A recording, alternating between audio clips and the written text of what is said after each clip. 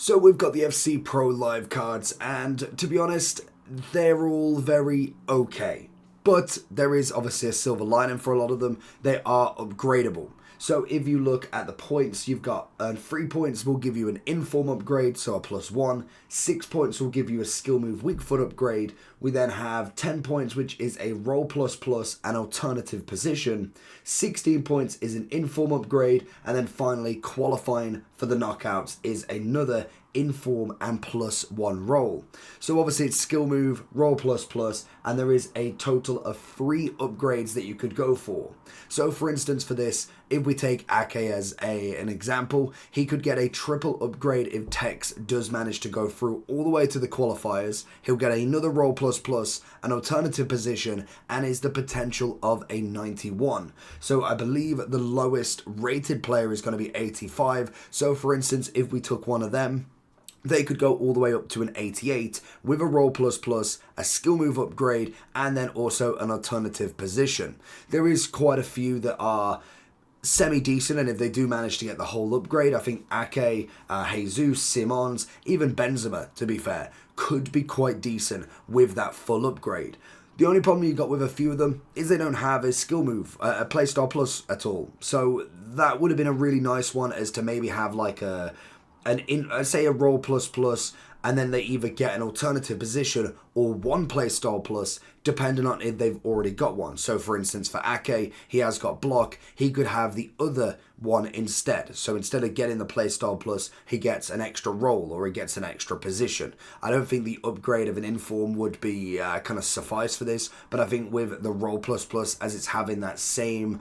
If you need coins in FC25, Lootbar.gg has you covered.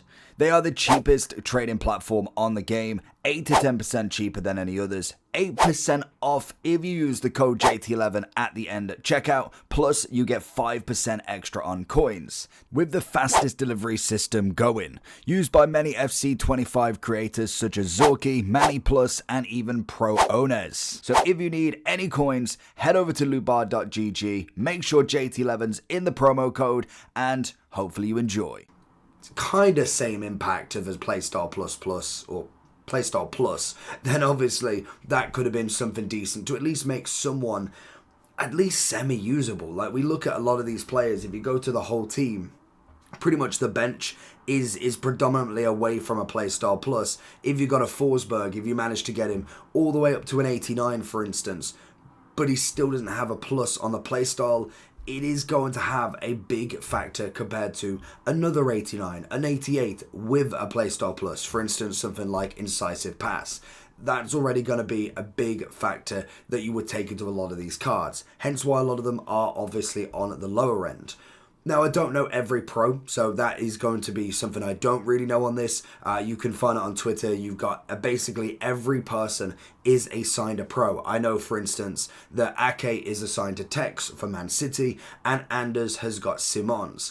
I don't know many of the others, and to be honest, I don't know who's actually in the lead at this point. So we do have the dates that you can obviously go and see all of these players as well. So that is going to be something you can obviously do if you really wanted to see it. You've got Group 1 or Phase 1 that is going to be happening. If I move this over here, we can have a look at it together. You've obviously got Group A, November 25th, B, C, and D, all in December 2nd, 9th, and also 16th. And then you have got Phase 2, which is going to be the 6th of January, the 13th of January, and then also the 20th and 27th. Knockouts will start on the 1st of Feb.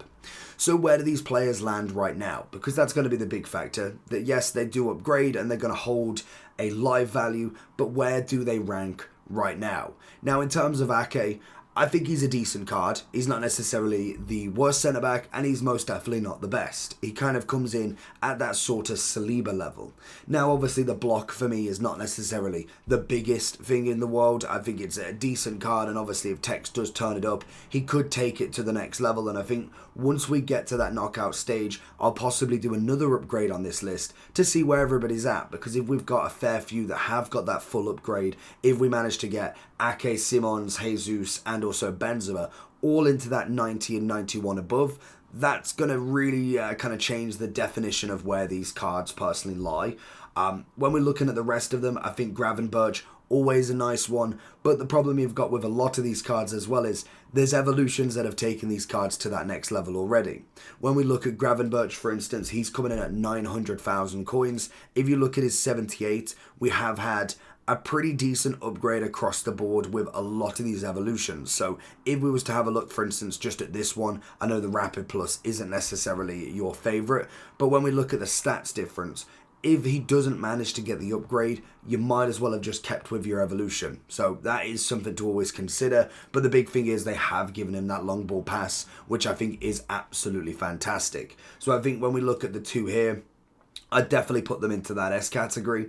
I think Simons, to be honest, I do think the free up front is going to be free that are well worth having a look at a minimum. We've got 600k on Jesus. The Travella Plus, definitely not the worst in the world. It's a nice upgrade for him. I think as a striker, he comes in quite high in my opinion. And then the ability to play right wing is another factor for him. Same with Simons. I think he's a brilliant cam. With that finesse shot, is kind of going more into that left side. If I'm being honest, I think Cam, for me, I do like the incisive more so than anything. And Big Boy Benz will definitely have his own place as well. So I think for me, if I was looking at the kind of the trio here, I'd be looking at Benz in like an A+. I think Simons would probably come down one into that cam. And then I'd also say the same for Jesus. I think with what we've got already in terms of strikers and kind of cams, they're kind of up in that position, but they're not anything too special in my opinion. And then kind of past from that, there isn't necessarily anybody else that I'm kind of going, that is the player we need. Now we do have a Dortmund left mid who definitely has my eye for him. Left mid, quick step plus, which is always fantastic. Great pace, great dribbling, just needs that boost on the shooting. And you could either go for the finisher, 90-93, turning him into a 91 left wing.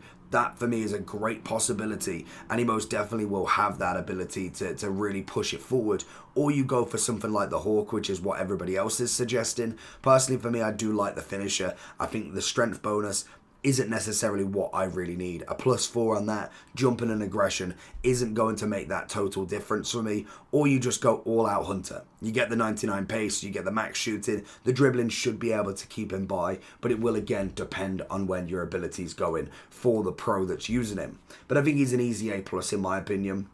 We have obviously got quite a few of the lower variety that most definitely in the future could have a decent upgrade for him. You look at the likes of a lot of the Saudi boys, they're kind of just standard more so than for anything. Veghorst, very much the same as well. Without that playstyle plus, it's really hard for them to really break through. Like even the right back, stats wise, looks decent. It's a solid card for a right back, but he's not going anywhere. He's really not going to break into that top one. Rosalion, decent left back for obviously the Bundesliga. Not necessarily the first left back that we've got in the Bundesliga as well, with Guerrero, with Davies as well, and many, many more. So it makes them even harder to really fit into that level. So I think when we're looking at a lot of these low end sort of cards, they're kind of just fitting in more than anything. I think Carvalho could potentially put himself in the mix there, but I'd say he'd kind of be more into the A+. But I think most of kind of the standard cards here, they're not really going anywhere until they get the upgrade, in my opinion.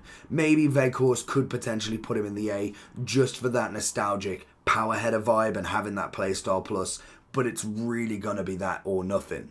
We obviously have got the Brighton left mid, left back in fact. Again, decent card, no playstyle plus. He's only going to go so far in my opinion, and I think he kind of puts himself very much with Rosalion. He's not necessarily the top of the pile, but he is at least semi-viable in that option. We also have Palacios, who does look a very good card. I think as a DM, we are still trying to find a solid DM in this game. Somebody that really takes it by the scruff of the neck, and most definitely he really puts himself in there, in the mid variety as well. I'm not talking about the top, because obviously we've got Patrick, Matthias, Hullet, the players that are just out of reach with price, but I think that mid variety of kind of that 50 to 2, maybe even 300k, there's definitely a lot of different options, but nobody that is absolutely the number one CDM. And I think with the intercept, for me, I personally like, if he does manage to get that weak foot upgrade into a 5, I think that's a very good viable option, to be honest. You could go with the anchor for him, controlled explosive, 84, 93, 82. I think that's a pretty solid card in that DM, especially if you are looking to run that Bundesliga. So I think for me, he would have to put himself at least in some sort of category.